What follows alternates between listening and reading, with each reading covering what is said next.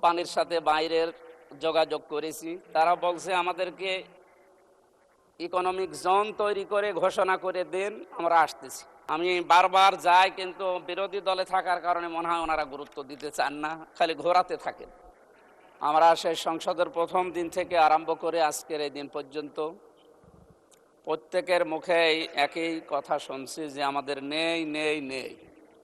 এই বিষয়টা সামনে যেন আর আমরা নিয়ে আসতে না হয়, এজন্য আমি কিছু প্রস্তাবনা এই মহান সংসদের মাধ্যমে যারা দায়িত্বে আছে তাদের দৃষ্টি আকর্ষণ করছি।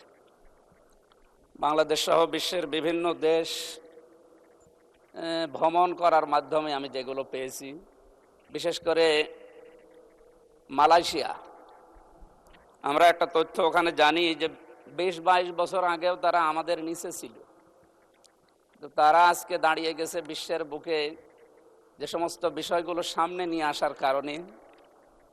আমি কয়েকটা বিষয় সেখান থেকে পেয়েছি। তার এক নম্বরে তাদের যে সমস্ত জমি জায়গাগুলো আছে, এই বিশাল ল্যান্ডগুলো তারা বিশেষ করে চায়নাকে, তুরস্ককে এবং অন্যান্য আশপাশে যে সমস্ত উন্নত দেশ আছে তাদেরকে আহ্বান জানিয়েছে যে আমাদের এই জায়গাগুলো ব্যবহার করেন, আর আমাদের বেকার যে মানুষগুলো আছে এগুলো কাজে লাগান।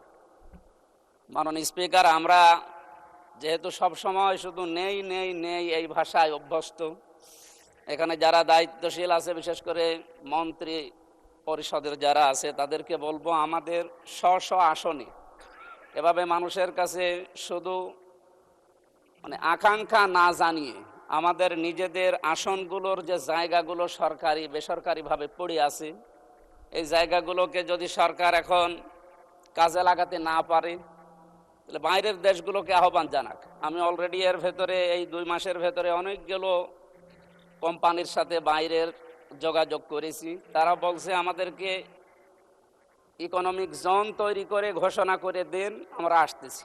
এসে এই জায়গাগুলোতে অন্তত আমার কুষ্টিয়া সদরের 3 আসনের যে জায়গা পড়ে আছে, আমার হরিপুর ইউনিয়নের একটা জায়গা পড়ে আছে, ওখানে প্রায় 1000 একর। কুষ্টিয়াতে একটা অনেক পুরাতন মিল পড়ে আছে, মোহিনী মিল, যেখানে 300 বিঘার উপরে জায়গা পড়ে আছে। এরপরে আরও বিভিন্ন জায়গা, সুগার মিলে ওখানে প্রায় 750 বিঘা জমি পড়ে আছে। এই জায়গাগুলোকে সরকার কাজে লাগাচ্ছে না, খালি কথার উপরে আমরা এই চলমান অবস্থায় আছি এই 2 মাস। আমি অনেকগুলো জায়গায় যোগাযোগ করেছি, কিন্তু সাড়া পাচ্ছি না। অথচ এলাকাতে যে সমস্ত বিষয়গুলো নিয়ে এখন তোলপাড়, এলাকায় যাওয়া যায় না। মাদকের যে সয়লাভগুলো, এরপরে বেকার সমস্যা, ছিনতাই, এরপরে আরও যে সমস্ত সমস্যাগুলো, হতাশার জীবন নিয়ে মানুষ চলছে, এগুলো থেকে মুক্ত করার জন্যে প্রত্যেকটা মাননীয় জাতীয় সংসদ সদস্য যারা আছে, আমার যতটুকু বাস্তবতায় ধারণা আছে, নিজেদের এই জায়গাগুলো হয় নিজেরা ব্যবহার করবে, অথবা বাইরের যে দেশগুলো যারা পারে তাদেরকে এই মালয়েশিয়ার মতো অথবা থাইল্যান্ডের মতো, এদের মতো আশপাশ উন্নত দেশগুলো থেকে আমরা চায়নাকে ডাকতে পারি, তুরস্ককে ডাকতে পারি। এদের মাধ্যমে আমার এলাকায় এই যে জায়গার কথা বললাম, এই জায়গাগুলো যদি ব্যবহার করা যায়, আমার মনে হয় কমপক্ষে 12-13 হাজার মানুষের কর্মসংস্থান তৈরি হবে।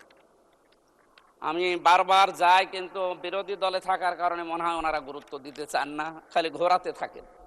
আমার কুষ্টিয়াতে সবচাইতে 7,500, আমি কিছুদিন আগে বলেছিলাম এখানে 750 কোটি টাকার একটা প্রজেক্ট। এটা শুধুমাত্র কিছু কারণে চালু হচ্ছে না পূর্ণাঙ্গভাবে। 23টা বিভাগ চালু হওয়ার কথা, সেখানে প্রায় 5-6টা জেলার মানুষের উপকারের জন্যে। এই আর্মিদের সেখানে বসবাস করার কারণে আমরা পূর্ণাঙ্গভাবে চালু করতে পারছি না। আমি আজকে স্বরাষ্ট্রমন্ত্রীকে আহ্বান জানিয়েছি, উনি আরও সময় চান। এই সময় চাইলে মানুষ তো অসুস্থ হয়ে মরবে। এই জন্য আহ্বান জানাবো, আমরা বিরোধীতে আছি তাই কি, আমরা তো সরকারের জনগণের জন্য কথা বলছি, সুতরাং আমাদের কথা যেন গুরুত্ব দেওয়া হয় ও অতি দ্রুত এখান থেকে আর্মি অপসারণ করা লাগবে। আপনি কোথায় দেবেন?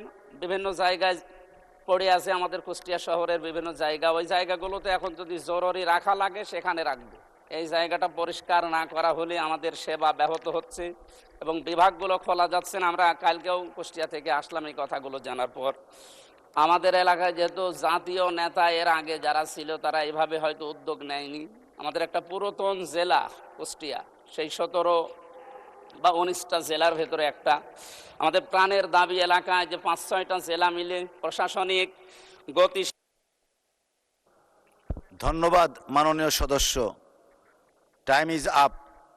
1 মিনিট চেয়েছেন, আচ্ছা আপনাকে 1 মিনিটে দেয়া হলো। ধন্যবাদ। প্রশাসনিক গতি কার্যক্রমের গতিশীল করার জন্য আমরা মাননীয় প্রধানমন্ত্রী থাকলে আরো ভালো হতো। আমরা এই হাউসকে আহ্বান জানাচ্ছি আমাদের কুষ্টিয়া মিলে 5-6টা জেলা দিয়ে একটা বিভাগ ঘোষণা করা হোক। এটা আমাদের কুষ্টিয়া এলাকার মানুষের প্রাণের দাবি।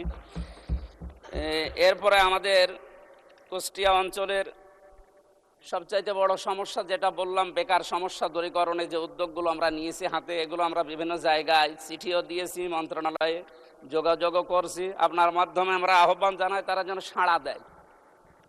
এই সাড়ার সর্বাত্মক কামনা করে আপনাকে ধন্যবাদ জানিয়ে, যেহেতু মনোযোগ সহকারে কথাগুলো আপনার শোনেন, এই জন্য ধন্যবাদ জানিয়ে শেষ করছি। সালাম আলাইকুম। অসংখ্য ধন্যবাদ আপনাকে।